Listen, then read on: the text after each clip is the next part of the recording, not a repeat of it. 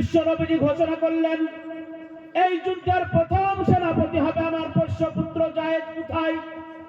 হযরত যায়েদ দাঁড়িয়ে গেলেন। হুজুর ঘোষণা করলেন, দ্বিতীয় সেনাপতি হবে আমার চাচাতো ভাই জাফর বিন আবি তালিব। কোথায়? তিনিও দাঁড়িয়ে গেলেন। হুজুর ঘোষণা করলেন, তৃতীয় সেনাপতি হবে আব্দুল্লাহ বিন রওহা। কোথায়? তিনিও দাঁড়িয়ে গেলেন। হুজুর বললেন, এই তিনজনের হ্যাঁ, ও ঠিক আছে। হুজুর পর পর তিনজনের নাম ঘোষণা করলেন। তার মানে হুজুর হযরত জিবরাইল আমিন মারফত জানতে পেরেছিলেন যে যুদ্ধের ময়দান থেকে তিনজনের একজন আর বাড়ি ফিরে আসবেন না। তাই আল্লাহর রাসূল সাল্লাল্লাহু আলাইহি ওয়াসাল্লাম সাহাবায়ে কেরামগণকে ঘোষণা করলেন, ওগো আমার পেয়ারা সাহাবারা, তোমরা আপন আপন বাড়িতে গিয়ে নিজের স্ত্রীর কাছ থেকে, সন্তানদের কাছ থেকে, মাতা পিতার কাছ থেকে, আত্মীয় স্বজনের কাছ থেকে জীবনের মতো শেষবারের মতো তোমরা বিদায় নিয়ে চলে এসো। কারণ তোমরা যে রোম থেকে ফিরে আসবে কোনো গ্যারান্টি নাই। সঙ্গে সঙ্গে প্রথম সেনাপতি হযরত যায়েদ দাঁড়িয়ে গেলেন। বলেন, ইয়া রাসূলুল্লাহ, ইয়া হাবিবাল্লাহ, আপনি আমার পিতা। হযরত আয়েশা আমার মাতা। বলে, হুজুর আপনি যখন যুদ্ধের জন্য আমাকে সেনাপতি রূপে ঘোষণা করেছেন, তখন আমি স্বীকার করে নিয়েছি যুদ্ধে যেতে হবে। অতএব আমার কারো কাছে পারমিশনের দরকার নাই, অনুমতির দরকার নাই। বলে, হুজুর গো, আমি যুদ্ধে যাওয়ার জন্য প্রস্তুত, যুদ্ধ যাওয়ার জন্য রেডি। বলেন সুবহানাল্লাহ। এদিকে দ্বিতীয় সেনাপতি হযরত জাফর বিন আবি তালিব রাদিয়াল্লাহু তাআলা আনহু, তিনি বাড়িতে চলে গেলেন।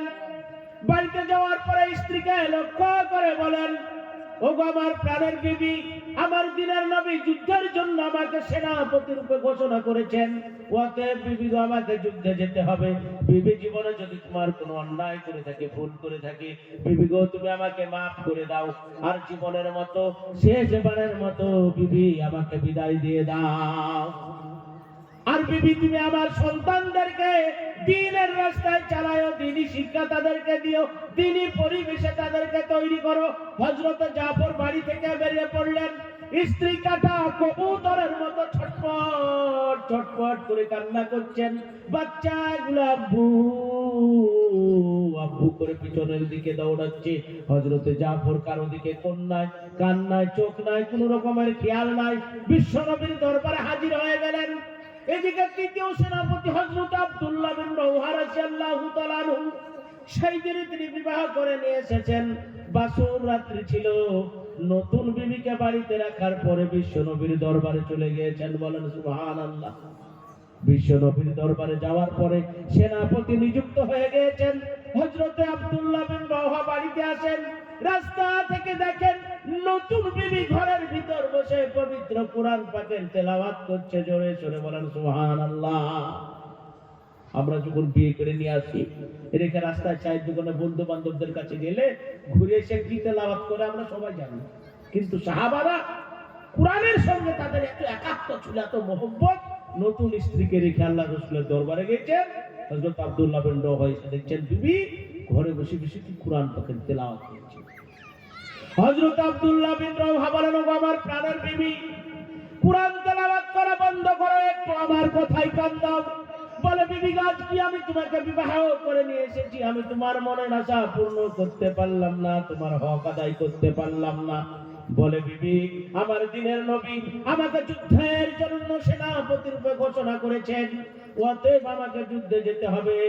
বিবি গো, আমি তোমার হক আদায় করতে পারলাম না, মনের আশা পূর্ণ করতে পারলাম না। বিবি গো, আমাকে মাফ করে দাও। আর জীবনের মতো শেষবারের মতো বিবি আমাকে বিদায় দিয়ে দাও। হযরত আব্দুল্লাহ বিন রওহার প্রিয়তমা স্ত্রী, একদিনের স্ত্রী বলেন, ওগো আমার প্রাণের স্বামী, আমার দিনের নবী আপনাকে যুদ্ধের জন্য সেনাপতি রূপে ঘোষণা করেছেন, আর আপনি ঘরের ভিতর আমার সঙ্গে আনন্দ করবেন, আমাকে আনন্দ দেবেন, আমি আপনাকে আনন্দ দেব। এটা আমার মতো মহিলার জন্য শোভা পায় না। তবে স্বামী গো, আপনি একবার ঘরের ভিতরে আসুন, আমি একবার প্রাণ ভরে জান ভরে আপনার পবিত্র চেহারাখানা দেখে নিই। আর আমি হচ্ছি মদিনার এক পরমা সুন্দরী, বিশ্ব সুন্দরী। স্বামী গো, আপনি একবার এখনো পর্যন্ত আমার পবিত্র চেহারাখানা ভালোভাবে দেখতে পান নাই। স্বামী একবার ঘরের ভিতরে আসুন, আপনি একবার আমার পবিত্র চেহারাখানা প্রাণ ভরে জান ভরে দেখে নিন, আর আমি আপনার পবিত্র চেহারাখানা প্রাণ ভরে দেখে নিই, যাতে কাল কিয়ামতের ময়দানে ওই মহাবিভীষিকাময় দিনে আমাদের স্বামী স্ত্রী রূপে পরিচয় হচ্ছে কোনো রকমের কোনো অসুবিধা না হয়। হযরত আব্দুল্লাহ বিন রাওহা রাস্তা থেকে আওয়াজ দিয়ে বলেন, ওগো আমার প্রাণের বিবি, ওগো আমার একদিনের বিবি, প্রিয়তমা বিবি, সুন্দরী বিবি, আমার শাহাদাতের পর তুমি যদি ধৈর্য ধারণ করতে পারো, সবুর করতে পারো, আল্লাহ রাব্বুল আলামিন তোমার আমার পরিচয় জান্নাতুল ফেরদাউসে স্বামী স্ত্রী রূপে করিয়ে দিবেন। বলে, বিবি গো, ঘরের মধ্যে গিয়ে সময় নষ্ট করার মতো সময় হাতে আমার নাই। বিবি, তুমি আমাকে মাফ করে দাও, জীবনের মতো শেষবারের মতো বিদায় দিয়ে দাও। হযরত আব্দুল্লাহ বিন রাওহা এবার বেরিয়ে পড়লেন, আল্লাহর রাসূলের দরবারে গিয়ে হাজির হয়ে গেলেন। আল্লাহর রাসূল 3000 সাহাবায়ে কেরামগণকে নিয়ে মুতার প্রান্তে পাঠিয়ে দিলেন। রোমকদের 1 লক্ষ সেনা রেডি, পিছনে আবার 1 লক্ষ সেনা আসছে। দুর্ধর্ষ ভাবে যুদ্ধ শুরু হয়ে গেল, তুমুল যুদ্ধ। যুদ্ধ করতে করতে প্রথম সেনাপতি হযরত যায়েদ রাদিয়াল্লাহু তাআলা আনহু শহীদ হয়ে গেলেন। বলেন সুবহানাল্লাহ। সঙ্গে সঙ্গে ইসলামের কালেমা লিখিত পতাকাকে হযরত জাফর ডান হাত দিয়ে খাড়া করে ধরলেন। কাফের তার তরবারির আঘাত ডান হাত কেটে পড়ে গেল। সঙ্গে সঙ্গে ইসলামের কালেমা লিখিত পতাকাকে বাম হাত দিয়ে খাড়া করে ধরলেন। আবার তরবারির আঘাত বাম হাত কেটে পড়ে গেল। সঙ্গে সঙ্গে কাটা 2 হাত দিয়ে বুকের সঙ্গে ইসলামের কালেমা লিখিত পতাকাকে হযরত জাফর কাটা 2 হাত দিয়ে খাড়া করে ধরে রেখেছেন। বলেন সুবহানাল্লাহ। হাদিসের রাবী বর্ণনা করেন, আমরা ছুটতে ছুটতে যাচ্ছি, ইসলামের কালেমা লিখিত পতাকাকে কে খাড়া করেছে, খাড়া করে রেখেছে দেখার জন্য।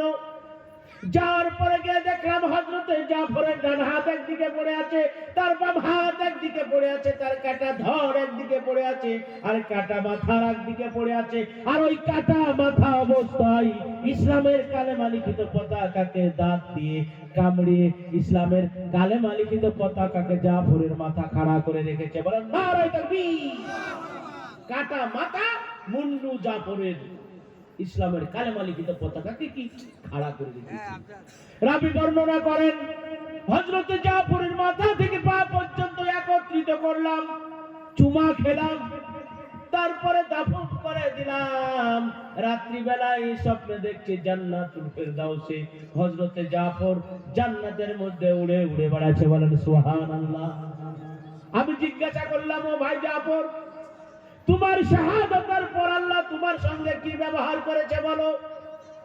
বলে, ভাই, আমার শাহাদাতের পর আল্লাহ রাব্বুল আলামিন জান্নাতের সমস্ত রকমের নাজ নিয়ামত দিয়ে আমাকে ভরপুর করে দিয়েছেন।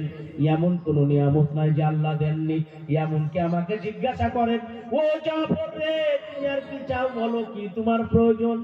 আমি বলি, ওগো আল্লাহ, জান্নাতের মধ্যে তুমি আমাকে জান্নাত নিয়ামত দান করেছো, মাওলা, এর চাইতে আমার আর কিছুই চাওয়ার নাই। তবে আল্লাহ গো, তুমি যদি আমাকে আর একবার অনুমতি দাও, দুনিয়াতে গিয়ে তোমার কোরআনকে মানুষের দ্বারে দ্বারে পৌঁছে দেওয়ার জন্য, মানুষের ঘরে ঘরে কোরআনকে পৌঁছে দেওয়ার জন্য, মানুষের মুখে মুখে কোরআনকে পৌঁছে দেওয়ার জন্য, দুনিয়াতে ওই কোরআনের যারা সূত্র আছে, প্রয়োজন হলে আর একবার হাত কাটিয়ে, পা কাটিয়ে, গলা কাটিয়ে, কলিজার রক্ত দিয়ে শহীদ হয়ে আল্লাহ আবার দ্বিতীয়বার তোমার দরবারে আসতে চায়।